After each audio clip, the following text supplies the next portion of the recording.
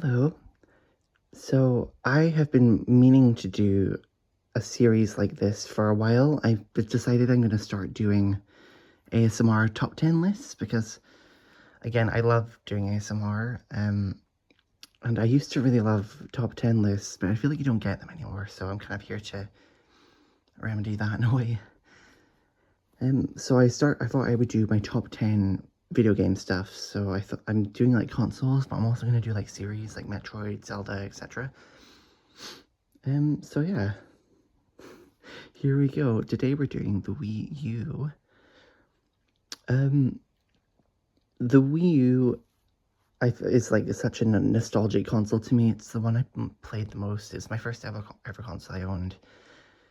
And it's the one I played like a lot of the classic games that I love as well on the Virtual Console. And I still think it's made some of Nintendo's best games. Some of them. um, Okay, I don't script these, so apologies. Also, I'm going to start off by saying I haven't played a few, like, Game & Wario, Tokyo Mirage Sessions, and the one for 101. Definitely want to get around to trying them one day. I've got a lot in my backlog, though. And I've also got a few honorable mentions that I'll get into. But anyway, we're going to start off with number 10, which is Donkey Kong Country Tropical Freeze. Where is it? Oh, I don't think do I have it? I played it on the Switch, so I don't know if I still have the Wii U version. But also, hello, I'm wearing Wii U colors on my arm, and I've also got a few scattered around with my gens and all that. This game, I never really clicked with it, but I've always known why so many other people love this game. They think it's like a masterpiece. Oh, also, sorry to cut off again, but I also have a few, like, characters from the games and stuff as in Amiibo. I kind of wish they would make just a single new Donkey Kong that's the new design, but I've got Diddy. Also, didn't have a Bayonetta 2 Amiibo, so I don't have it yet. Hopefully I'll get it soon, so just pretend this Bayonetta 1 Amiibo is Bayonetta 2 Amiibo. But yeah, I know why so many people love it. It's just I never really got into it. I didn't like play it all through. I played all these games through. I don't want to like talk about games that I've not finished. So yeah. It's really and like the soundtrack is gorgeous. I can say that. And all the level themes, the theme of the game is really good. It's never really been one of my faves as much as it has been for other people. And I honestly, I would say in terms of quality, it's probably like, it should be on the top 5 of this list, but there's just lots more that I kind of prefer, so anyway. Number 9, we have Super Mario 3D World. This game, I mean, it's probably been enhanced recently with Bowser's Fury a lot, which I feel like a lot of Wii U ports don't often really get enhanced by its bonus content, but that one definitely did. But I always really loved this game. It was just such a quality Mario game. It wasn't like one of the most like in-depth Mario games, but I always found it was, for what it did do, it did really well, really solidly. And again, the soundtrack, they just did so well with the soundtrack, and I have a lot of great. It's one of like the first Wii U games I think I played. It was really good. But yeah, I don't really have a lot to say about it, which kind of shows you what kind of game it is. It's a bit more fun, just a bit more like mindless fun, even though it does have a lot of beautiful moments in the game with its level themes and stuff. And then we have Nintendo Land at number 8. I remember just staying up late playing this game a lot. This would have been like the first Wii U game I got. I think it would have been bundled with it, if I'm not wrong. It was also like my introduction to a lot of Nintendo series. Like I played the Metroid game and the Zelda game in it, but way before I tried like my first Zelda and Metroid game. Because as I say, this is like the Wii U was like the first console I bought for myself when I was getting into Nintendo games. Yeah, it's kind of funny to think about. Like, I remember listening to the not Lost Forest. Oh, I blank when I make videos. The Lost Woods. Oh my god, the Lost Woods theme in it, and I was like, wow, this is really good. So like hearing it in game when I played Majora's Mask and Ocarina of Time for the first time was cool. Yeah, I mean, I feel like in terms of like the bundle games that the Nintendo consoles have had in recent memory, this one's got to be the best, I think. Sorry, Wii Sports, but yeah. Just like also the whole like level themes being like, they all look like they've been crafted up. It's really fun. This is kind of why I was hoping the Nintendo theme park in real life would be like. Oh well. It's really nice. It's a really nice game. I have lots of great memories playing it. And I feel like the mini games in it really do stand up by today's standards. It'd be cool to see them do like maybe like a port with like some more series, some modern ones like Splatoon, which we'll get to. Next up at 7, we have Captain Toad, which I have there. Captain Toad. I remember playing this one in summertime, and I remember playing it in summertime during a thunderstorm, and it really getting into like one of the more peaceful levels. Yeah, I remember it being quite addicting. I got through the game quite fast, and it was like one of the first Nintendo games I beat because I just really got into like how the layouts of the levels were, and I really hope we get like a sequel to this game eventually.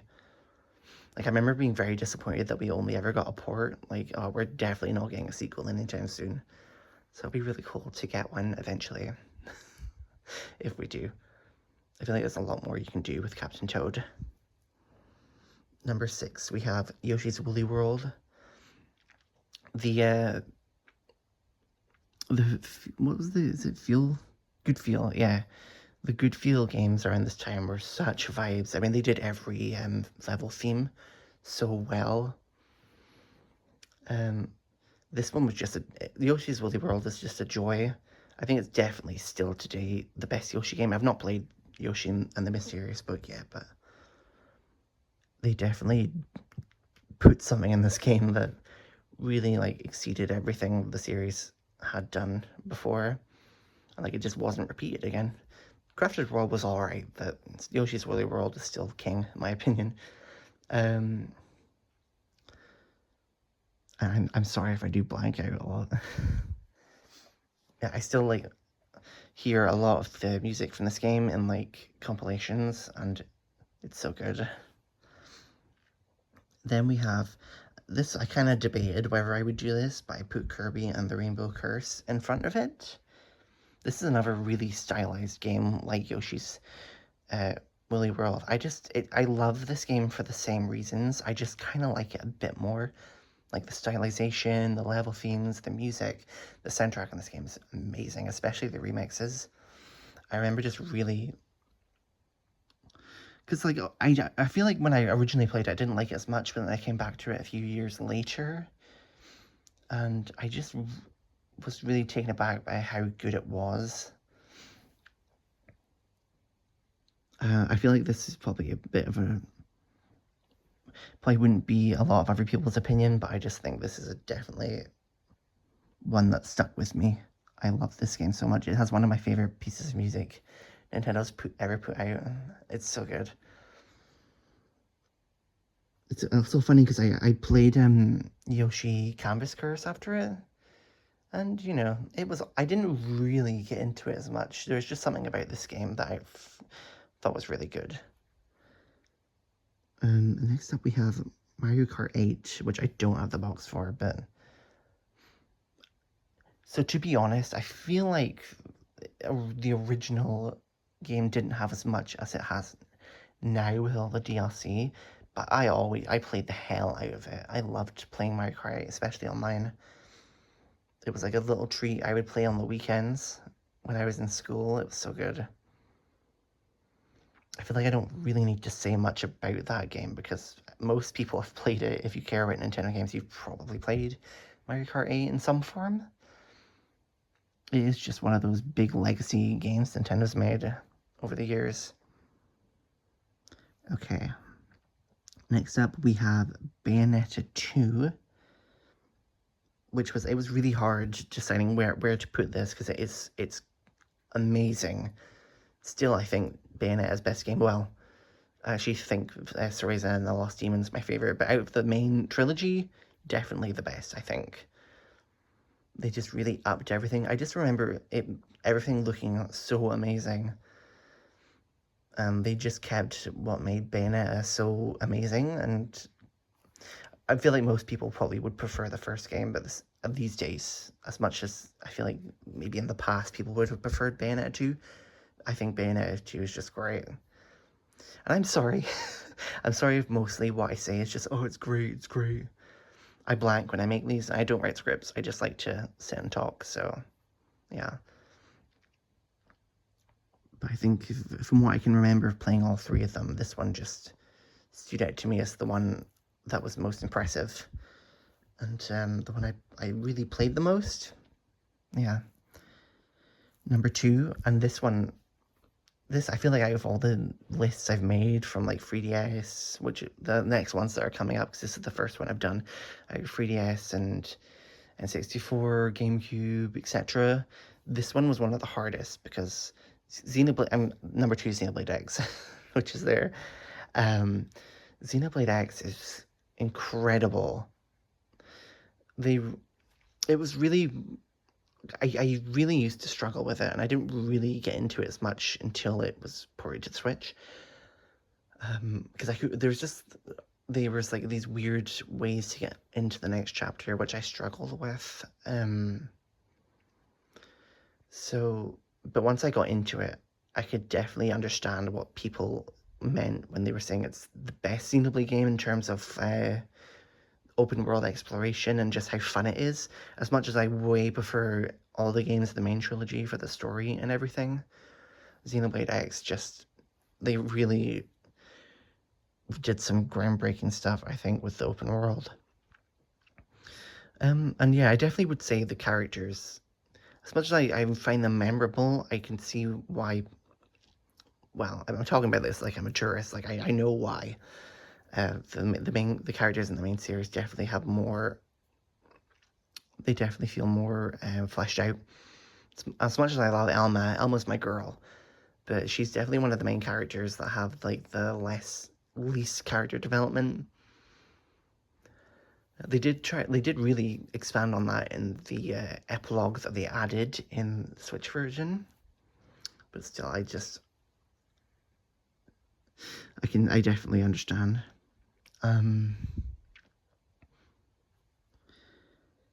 Anything else I need to say about this one? Oh my god, yeah, the music. The music is just like some of the best stuff you'll listen to, honestly, in terms of game soundtracks. I still don't know whether I would put it above any of like the main series soundtracks. Maybe Xenoblade 2, no offense.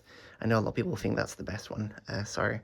I mean, I love Xenoblade Chronicles 2, but I think it's probably my least favorite soundtrack. But if there's like one thing I would, if you don't know anything about Xenoblade X, the one thing I would urge you to do is listen to the soundtrack. There are a lot of like goofy songs, but when the soundtrack is good, it is like transcendent. I mean that genuinely.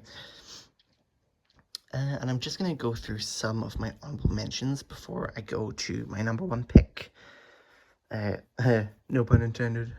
Pretty sure you'll probably know what this is from what you're looking at. But so the honorable mentions are Splatoon, because I'm kind of just going off of these games how I prefer them today. And honestly, when it came out, I didn't play it a lot because something about like the way the game interacted with my console just didn't work. Because when I got a new Wii U, it did work, but when I played it online in the original, it didn't. We just would rarely connect. It would always say like communication error every single time. So I never really got hugely into Splatoon until Splatoon 2. But I did play through the main story, which, I think if you know Splatoon, the story isn't really, at least in the two main campaigns, the first two, it's not really the best part of the game. I feel like they have gone a lot better with it, but yeah. It was like a vibe when it first came out, just being able to see like this first big new series come out upon becoming a Nintendo fan. It was really cool. Next we have, and I kind of feel bad for not including this in the main list. We've got Project Zero, or Fatal Frame, Main of Blackwater. I just remember I loved playing this game when I first played it, but I don't really know how well it would stand up today, especially because I've not played a lot of the other Fatal Frames, and I know from what I've heard, this one is the weakest in the series. And definitely, I would say the story didn't really have much. Like, the characters seemed interesting, but I don't think they ever really did much with them. And, like, as much as I did love this game, I never really found it scary, which was weird because I played it when I was, like, 15. And, like, I was really scared of my own shadow around that time. So, I don't know. I would say check it out if you can on the Switch, but yeah. What else? Was there anything? Oh my gosh, yeah, Super Mario Maker. I also feel really bad for not including this in the main list because I feel like if I made this list about 5 years, well, not 5 years ago, but like when the Wii U was still a thing, Mario Maker would be right at the top. I loved this game when it originally came out, but, again, judging it off of nowadays standards, there's not really much you can do with it. And, if I went to play a Mario Maker game, I would play the second one, obviously. Also, I was trying to think of another one. I remember liking Wii Party a lot. The Wii named games on the Wii U didn't really shine as much, but I did enjoy Wii Party U, I think. Anyway, I did mention the other ones I haven't played yet, so I don't know if I would put any of those in the list, to be honest, from what I know about them, because I do know quite about it. Anyway, let's get on to number one. I think, obviously, if you know anything about the Wii U, it's Pikmin 3. This is my favorite Pikmin game. It's just gorgeous. It was such a vibe playing. I got really into it properly in 2019. I did play a bit of it in 2016, and all the times I played it, it was such a vibe. It was so good. It was just a joy to play through every time. It's definitely, I think, the most solid Pikmin game that there's been so far. Pikmin 4, I always say, is like the ultimate Pikmin game, but Pikmin 3 is the best. There's a lot that Pikmin 4, because like Pikmin 3 modernizes Pikmin, but also keeps what made Pikmin so good intact. Pikmin 4, I wouldn't really say, I wouldn't really say that. I mean, I like Pikmin 4, but Pikmin 3 is just the best, in my opinion. I also think Pikmin 1 and 2 are also great. They're such a product of their time. But Pikmin 3, I'm sorry, it's just the one I had the most joy playing. Yeah, what else? I think it might be recency bias because it's as I say, I mostly played through it in 2019, but I never actually beat the Plasma Wraith. So I did that recently, so it is kind of like a maybe a recency bias thing, I don't know, because I was just replaying through a lot of it and just remembering how good it was. Yeah, I think that's going to do it for now, for the main one. As I say, I've got a lot of other lists. I've got the ones I told you about. I've got SNES, NES, Game Boy, onwards up to the Wii U, up to Switch. Yeah, but I feel like there's one or two lists I'm going to hold off on for now, like the DS one. Because, mostly because I haven't played a lot of the Pokemon games and that. I've played Black and White, well, Black, and I played Diamond. But I haven't played like some of the other ones that people say are really good, like Rangers and Mystery Dungeon Explorers of Sky, which I'm really hoping to play soon. So yeah, I'm going to hold off on making a list for that and Pokemon in general, because I'm planning on making like a Mario, Zelda, Metroid, Pokemon list. All the Nintendo series you can make a top 10 out of, because a lot of them don't have enough games to do it. Yeah, I think that's gonna do me for now. Thank you so much for watching to the end. I hope this was relaxing. Again, I always feel like maybe I'm not quiet enough when I do ASMR. So yeah, I'm just going to show off. I thought it'd be cute to just have the pause talking while I do it. But yeah, thank you so much. This was nice. I will hopefully be making another one of these soon. I also want to make a different ASMR video where it's like a POV, like giving you head pats and kisses and stuff. It'd be kind of nice. Anyway, thank you so much. Bye. Oh my god, wait. I forgot about another honorable mention, Color Splash. I'm sorry, this is so embarrassing. I don't know why anyone would watch my videos. Paper Mario Color Splash is one I played recently as well. Definitely would not say it's on par with like the first 3 Paper Mario games. But yeah, I really, and it's not quite on the main list. Maybe it would. Maybe if I were to make this again in like a week, I would maybe put it over Donkey Kong Country Tropical Freeze. But I don't know, that kind of seems like an insult. But I just, again, like, I always talk about the level themes, it seems, but they really do, like, when they did, like, a really great summery theme, creepy theme. They did it so well with the music and everything. And the levels were enjoyable. Like, I think of all the modern Paper Mario games, I'm still playing through, Paper Mario the Origami King.